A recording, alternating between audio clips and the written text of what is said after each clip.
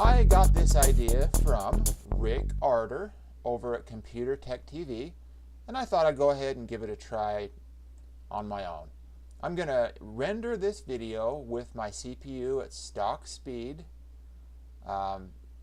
which is a Core i7-860. It's running just 2.8 gigahertz. It actually says 2.9, but that's actually with turbo boost. So I'm going to go ahead and run it, and then I'll go over here and hit the stopwatch, and then I'll overclock my CPU, and we will try it again and see if there's any difference. So I'll name this test 1 and go after it. Okay, so I will let this go and be right back when it's about 95% and show you what the time is, and then I'll overclock the CPU, use the exact same file, and do it again. This is a 6.5, well, almost a 7-minute file being rendered with Windows Live Movie Maker in 720p. Let's see what happens here.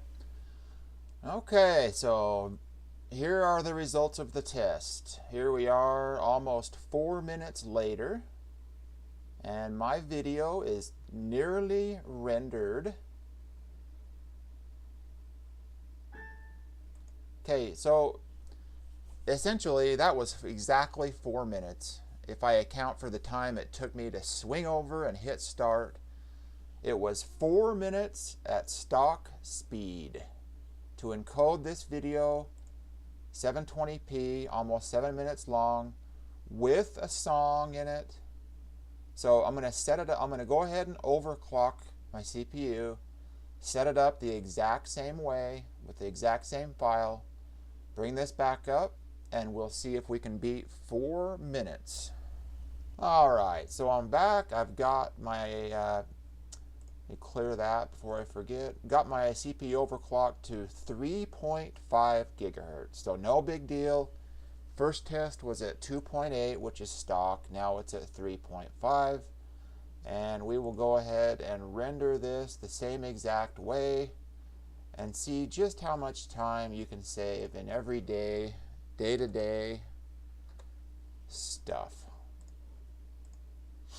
Okay, so the first test was 4 minutes, as you saw, and we'll see how long this one takes. I'll come back when it's about 90–95%. Okay, guys, so here we are. As you can see, it looks like we're going to save nearly an entire minute of time. So the first test at 2.8 gigahertz was 4 minutes. The second test at 3.5 was just over 3 minutes.